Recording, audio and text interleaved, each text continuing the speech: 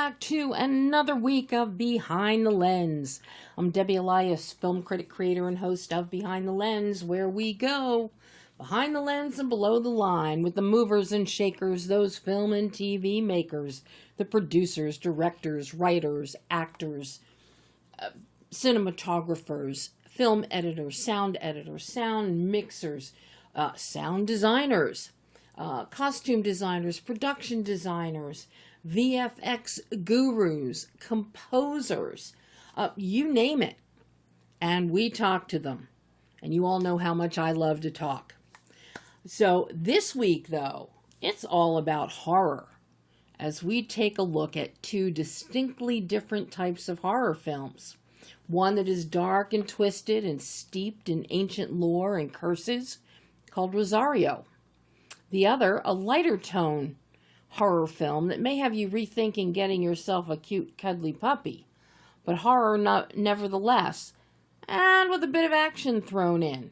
And that film is A Breed Apart. First up, you're going to hear my exclusive interview with the FURST brothers, Nathan and Griff, co-writers, co-directors, and co-editors of A Breed Apart. A Breed Apart is the tale of a group of social media influencers who find themselves on a private island owned by the famous Vince Ventura. Expecting a weekend of unrivaled viral opportunity, it doesn't take long before our five quote-unquote contestants find themselves as part of their own horrific reality show when the guests are pitted against each other to capture the island's legendary man-eating dogs before they become victims of the monstrous canines.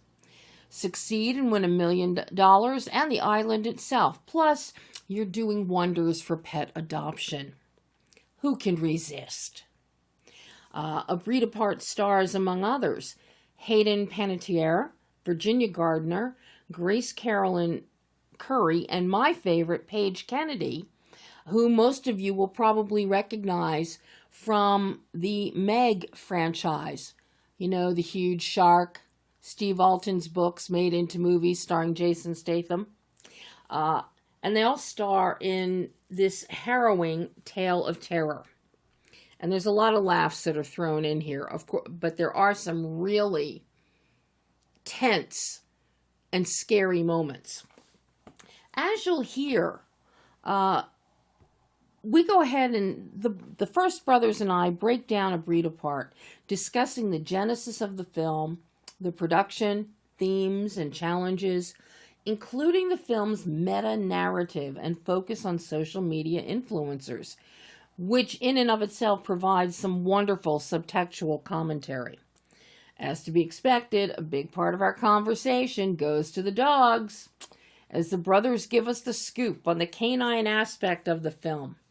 10 real dogs were used during filming, supplemented by CGI dogs, so at times it looked like 50 to 60 dogs. The real dogs were trained by 6 trainers. They were particularly good at swimming. So there are swimming scenes. There's a lake scene. This is shot on location in Guatemala. Actually in Atitlan, Guatemala. There's a beautiful lake there, high up in the mountains, very tropical. But you will see in the water scenes, yes, it's the real dogs, and they're actually swimming, which meant that the camera operators and the trainers had to get in the water as well. You're going to be fascinated, I think, to hear Nathan and Griff talk about that aspect of the production. And the dogs themselves were actually very nice.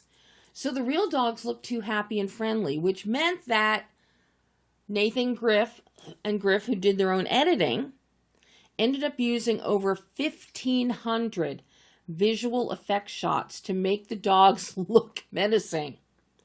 That alone required meticulous and extensive post-production. And the film actually now holds a record for the number of visual effect shots in an independent film of a certain budget, I believe. But you'll hear the brothers talk about that. That is a little bit of trivia to be very proud of, about when you have a film. And you're also going to hear them talk about the logistic challenges of filming in Atitlan, Guatemala, as well as Santa Catarina, Palopo. There are two locations in Guatemala that they use, and they're very distinguishable. So when you see the film, you'll know which is which. And one of the big problems with the logistic challenges in the quote-unquote action sequences, there are trails through the jungles that required camera operators to be running behind or beside the actors and dogs. Narrow trails, not big, jungle. And just to get to this location, the crew had to drive 3 hours from civilization, then get on a boat and sail to reach the shooting locations. Then the camera operators and crew had to hike equipment up hills and navigate the tropical landscape. This is an incredible... When you hear Nathan and Griff talk about the production, it might give you a better sense of what they went through, what dedicated filmmakers go through to make a film. And this is just a smattering of what you're about to hear. So I'm going to shut up, and you can take a listen as Nathan First and Griff First give us all the ins and outs of A Breed Apart. Talk about a fun film. I had so much fun watching this movie. Oh, good. Then the objective was achieved on our end. It is so entertaining. You have palpable terror and tension. You keep your visual tonal bandwidth light and bright in contrast to the terror that's unfolding thanks to these maniacal dogs. But it picks up on the comedy.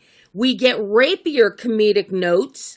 It's very stylized in the shooting, in the angles. You've got some guerrilla style filming in there as we're chasing dogs or being chased by dogs.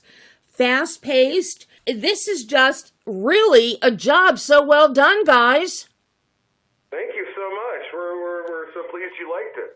What led you to telling this next chapter in the Breed, quote unquote, saga, so to speak? Well, it was originally presented to us as an opportunity. We were not super familiar with the original Breed film that was released in 2006, and a partner of ours who distributed many of our films internationally came to us with this idea, and they had the rights to the original Breed, and they said, hey, do you want to make a sequel to this thing? And so we watched it because we hadn't seen it, and the thought process was that the 2006 version, while it was a cool movie, especially for 2006, it didn't feel like we could make that same kind of movie in 2025. Mm-hmm. And so and Nathan's great at coming up with original ideas, and I said, well, how can we twist this so that it's fun to make and fun to watch? And he had the idea of making it a movie within a movie, and calling the original Breed was a movie, and it was kind of the origin of how this island got all the dogs on it. And so once we had that idea, we just kind of hit the ground running on this more comedic, meta version of that same story. I absolutely love the fact you took it to the next level, and especially more or less what I think so much of the world would love to see. A lot of these social influencers get totally skewered or chomped or turned into kibble. And that is part of the hilarity in this film, that you're using these social media influencers and bringing them under the cultish spell of money, thanks to Vince Ventura, who is brilliantly played by Joey Bragg. Your casting there was perfect. Yeah, I think Joey did a great job, and it's like, I've actually seen a lot of horror movies as of recently that take influencers or creators and kind of give them this very kind of surface caricature of who influencers are to then set them up and kill them. And we kind of wanted to enhance what we've seen other filmmakers who cast influencers in there by giving them actual personality and feelings. Yes. But you have to contrast hates the culture, and Collins is embracing that culture, and we try to make that part of it organic because we're friends with several content creators, and it's its own art form that's separate from film, and so we kind of wanted to highlight that they have a purpose too, and they just have opposing viewpoints, Violet and Collins, and that they're kind of our voice of those conflicting artists who have different formats and do different things. Well, we thought we thought it would be fun to sort of start out playing into that trope of just sort of like, oh, we're going to set up these influencers and we're going to kill them, and we sort of do set up a lot of those kind of things, but then as the movie goes, the idea was, yes, a lot of those stereotypes are true, but then there's this undercurrent of like seeing these people three-dimensionally for who they are. And we kind of wanted to bring that out in the midst of them running for their lives. Couple of them, as we see, they have great value underneath their surface on-screen persona, the on-screen social media persona. I love the depth that you give to Violet in particular. She's fantastic. The character of Nathan Kelly, I got to tell you, from the beginning, I'm rooting for him to become Kibble. And you taunt me and you tease me. Killer Queen. Queen is she's fantastic, as is Violet. But, the character that I really love and that I was looking forward to in this film, and you did not disappoint, is Paige Kennedy as Farmer Jay. Paige Kennedy brings to A Breed Apart exactly what he brings to the Meg franchise. He's one of the most enjoyable parts of that franchise. He is one of the most enjoyable, fun parts here. He's a fun guy. He's a lot of fun to work with too. He's always got that energy going. And he always sacrifices himself for the movie too.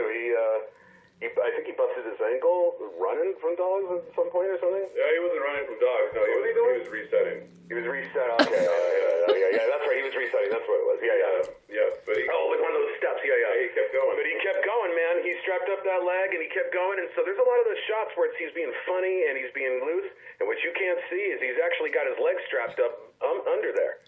So the dude's a champ and he's funny as hell. And he's probably laughing to cover up the pain that he's in. He's just always laughing. No, he's always laughing. He wasn't in pain. He's just a trooper. He wasn't in pain. They all were, actually. They all were. They all were down to sort of just go for it. I mean, I think each one of them took some sort of a bruise or something just for the team, diving and running and just going for it. They're all hardcore champs, and every time we said, "Are you sure?" They're like, "No, I want to do it." Okay, great. So when you see that driving that crazy golf cart with dogs running alongside sometimes, that's actually Jenny Gardner. Wow. That thing, everybody in there, yeah, it's crazy. Wow. Well, I have to imagine that everybody, and probably crew included, took some bumps and bruises on this shoot. Number one, your location in Guatemala is beautiful. Absolutely beautiful. But that presents a lot of logistic challenges for you in terms of your camera work and that guerrilla style that you have. Even though you can clearly see there are paths they're following. When you're trying to bring in a dolly track or Steadicam or something, and you've got camera operators that are having to run and follow, that's a tenuous situation. So I'm curious. Great observation. That's dead on. That's dead on. That's exactly right. We had very athletic camera operators, and those locations, not only were they a 3-hour drive from civilization, but once you got there, you had to load onto a boat, and they were only accessible by boat, so the whole crew had to get on a boat, take a ferry over to the location, unload the dolly track, hike it up a hill to get some of those locations, which is just the nature of the smaller budget. We can't build that thing. If it was a studio picture, we would for sure be building all of those sets so that they were easier to shoot.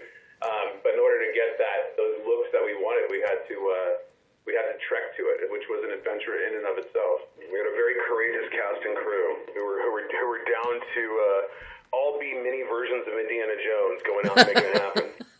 It just amazed me at the word, you're right, it is athleticism, of the camera operators as they are following what's happening, especially once we get dogs in there. Now, I got to ask you about the dogs. I know you have some real dogs there, But obviously, we've got some CGI or possibly even some AI dogs happening. Talk to me about the dog situation here. Because I got to tell you, some of those, like the little puppy shepherd, oh, God, you just want to take that little bugger home. Yeah, we did want to take him home. He was a cute guy.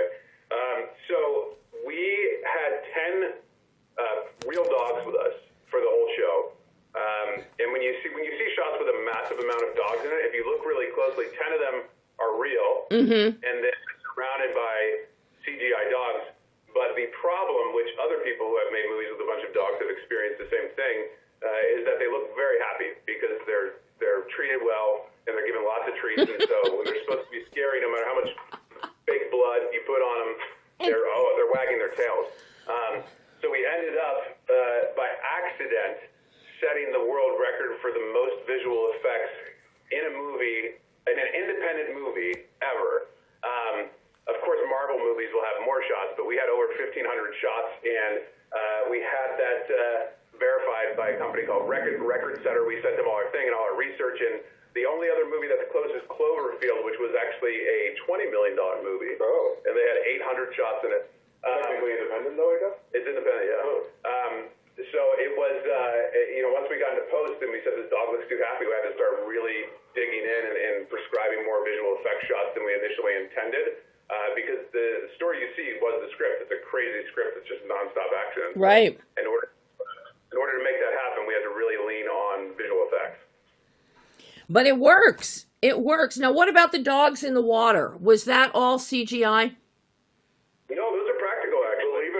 Believe it or not. A lot of those dogs are practical. I think most of them are, actually. Yeah, I think most of the dogs in the water are practical. They were good swimmers, and so the trainers we had. I think we had 6 trainers with the 10 dogs at all times, and so the boat was actually parked on the dock and tied to the dock. Mm-hmm. And half the trainers would go out on a little peninsula, and then the other trainer, the main trainer who the dogs would come to, would get on the boat and just blow his whistle, and they'd all jump in and start swimming towards the boat. Oh my God! But for the most part, it's all part of the whole movie magic trickery. For the most part, none of they're never more than a few feet away from the dock. Mm-hmm. It looks like they're just swimming, it way does. out at sea, but they're just swimming from one side of the dock to the other. That looks amazing, and I'm just blown away that it was the real dogs in there doing that. They were cool. It's so funny. There were a lot of things they didn't necessarily want to do, like snarl or growl or look scary, but swimming for whatever reason they were game. And that's all up in Lake Atitlan in this beautiful. So to have these things where you have like maybe 6, 7 dogs at a time swimming in the water, and you can run the camera on a boat and just follow them, and in the background you have this like beautiful tropical island landscape. We were very lucky to have that setup. Wow. Well, showcasing that beautiful tropical landscape, that falls on your cinematographer, John Kang.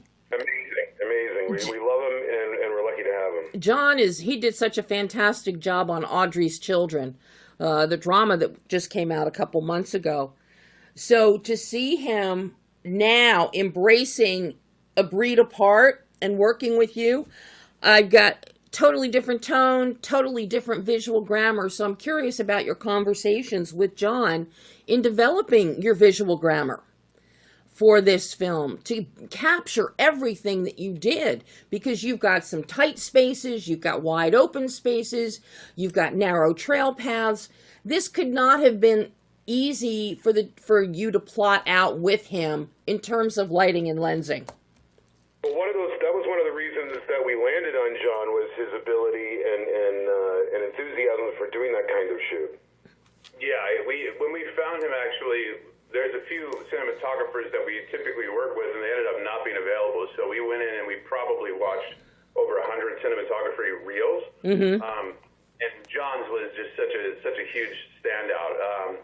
His work really just jumped off the screen, and so we called him up and met with him, and he loves shooting in this style. He loves going to adventurous locations and shooting this kind of movie, and he was the ideal partner for something as ambitious as this. I don't know if we could have pulled it off with somebody else besides John. Wow. Now, I've got one last question for you because I'm getting texted, gotta wrap. Gotta ask you about the editing gotta ask you on the editing process on this one, guys, because you did your own editing. Now, were you editing as you went? Did you wait till you have all the footage accumulated and then start your editing process? Talk to me. Until we got back to the States, because we were going as hard as we can while we were in production.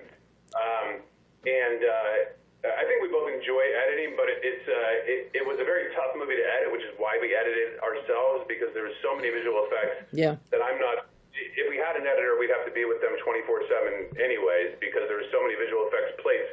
It'd be very difficult for an editor to understand what to cut. Even with all the proper slating and descriptions, it's just there's too many shots of nothing where something extraordinary was supposed to be happening.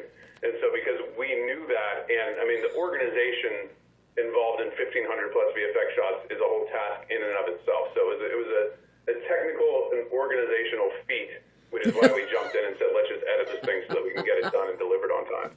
Oh my God. Well, job well done, guys. I gotta know, am I gonna get a sequel? Let's see how well it does. Yeah. Blast it out to all your followers and tell them to rent it. I think if it ends up in the top 10, you might see a sequel. I am already chomping at the bit for a sequel. As soon as it cut to black, before the end credits started, which are fabulous, by the way. I love seeing all the BTS stuff throughout It was fun, right? Yeah, a lot of fun. It really shows how much fun the cast and crew bonded and had a blast just really coming together and making this happen. I'm waiting and wanting a sequel to this, guys. I'll be the first one there to see it if you make it. All right, well, the movie's out today and the soundtrack is out. You can listen to all the things, and if it gets enough attention, we definitely have ideas for a sequel. I bet you do. You never know. We'll see. Oh, guys, thank you so much. This has been great fun, and I hope I get to chat with you again in the future. Definitely. Thank you so much. Thanks. Bye-bye. Bye. And that was Nathan and Griff First talking about A Breed Apart. It is in theaters and available on demand and on digital right now. It just released on Friday.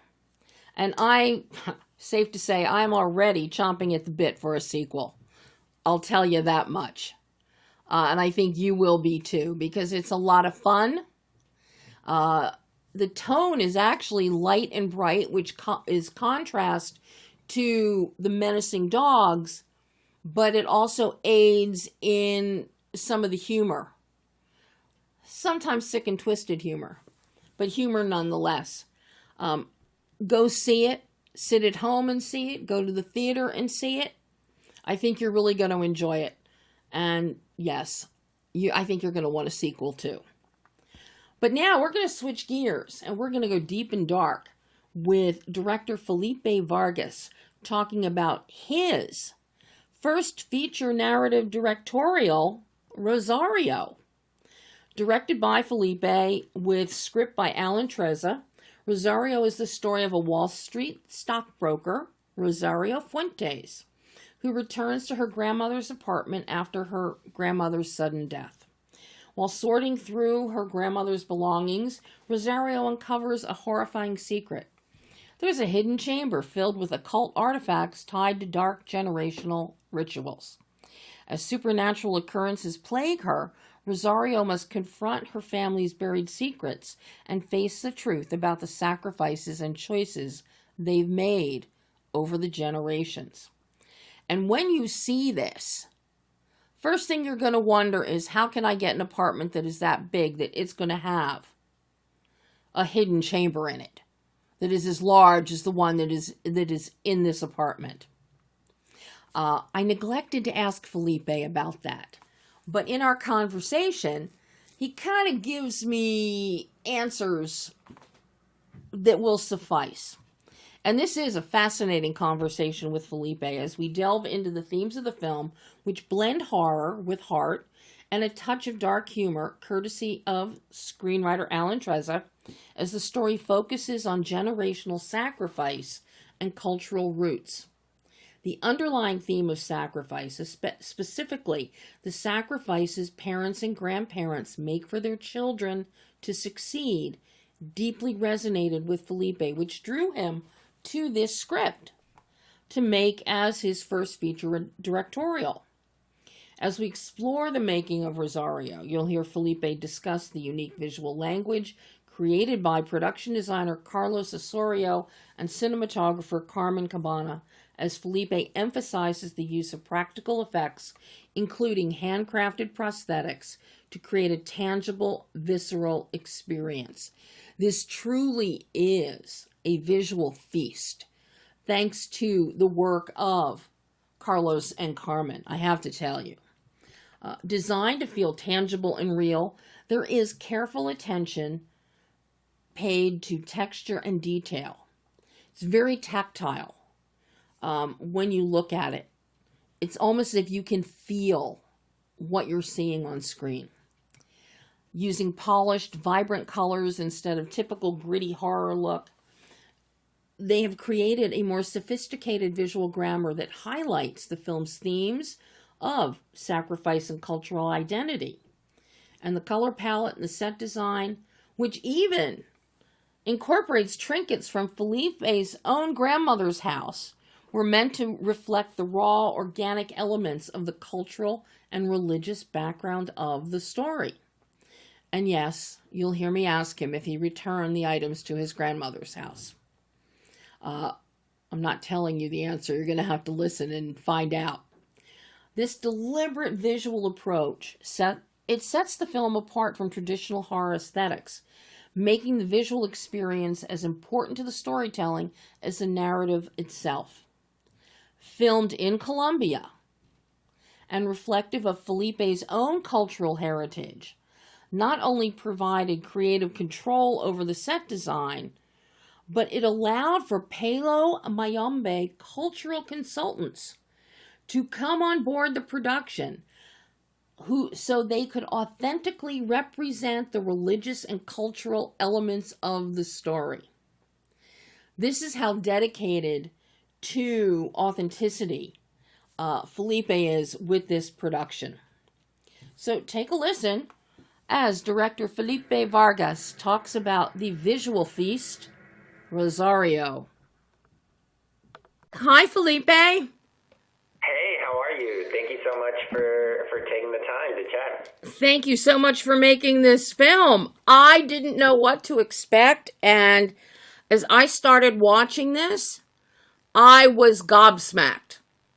Just this film is so visually visceral.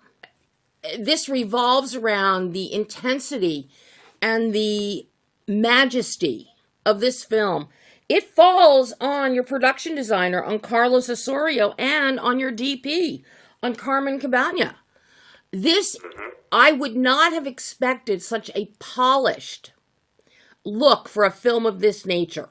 I would have thought, as most directors would have done, they would have gone grittier, more into an anamorphic kind of look.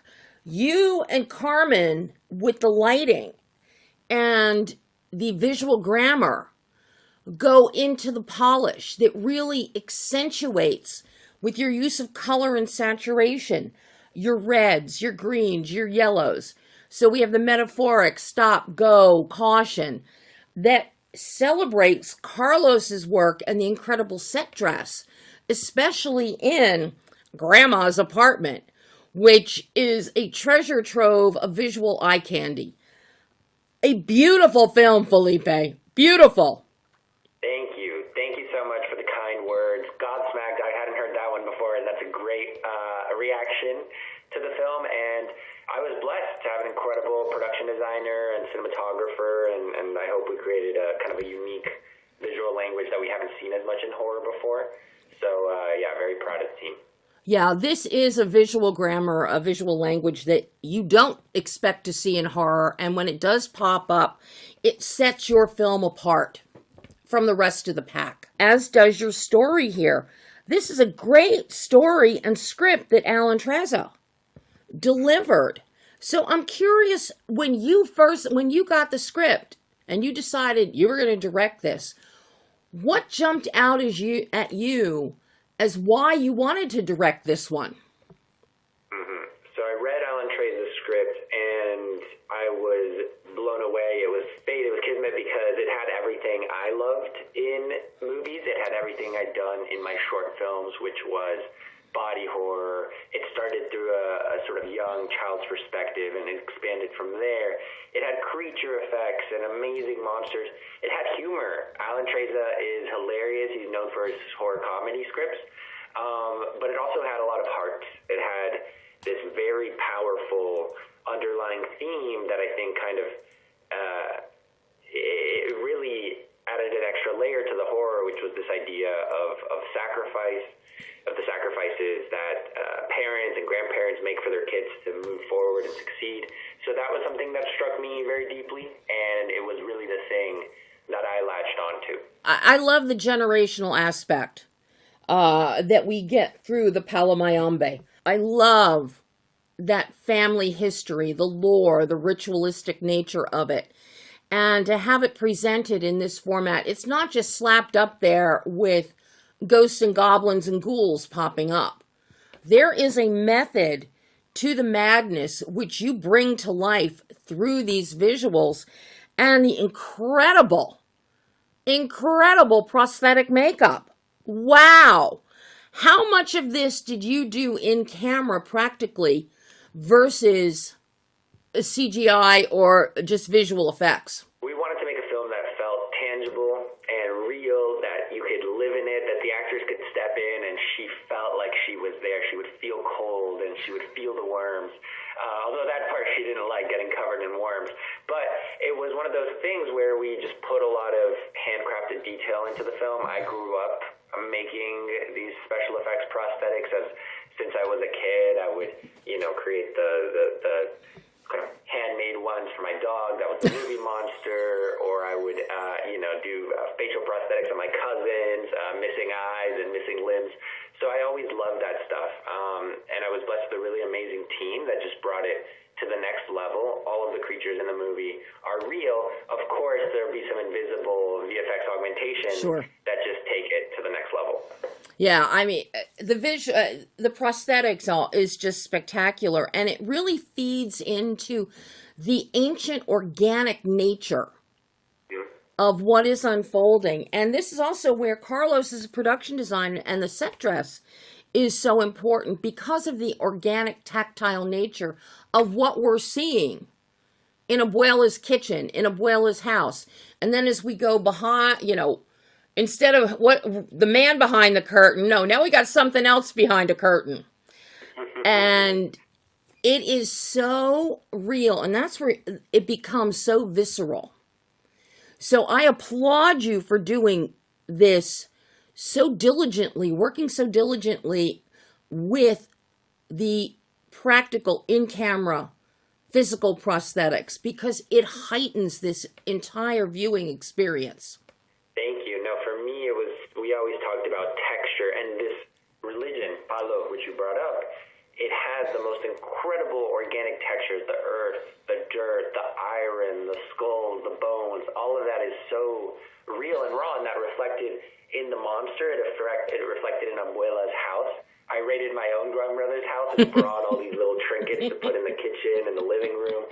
So it really wanted to reflect this culture and this religion in every little detail. So that was really the concept behind it. Mm-hmm. Did you return the things to Grandma's house? I did. I put them in a nice suitcase. She said, "Good, take care of them." And I listened to my grandmother, so took good care of them. Don't we all? That's one of the things that strikes me about your character of Rosario, a.k.a. Rose, since she wants to modernize herself, is she kind of dismisses her grandmother. Mm-hmm. And, that's a generational thing that rarely happens. You might dismiss your parents, but your grandparents you generally remain close to and gravitate towards and listen to. So it was interesting to see Rose not doing that until it was too late. Mm-hmm. The whole story at its heart was Rosario's sort of rejection and estrangement, not just from her grandmother, but from her culture, from her past, from her roots, where she came from.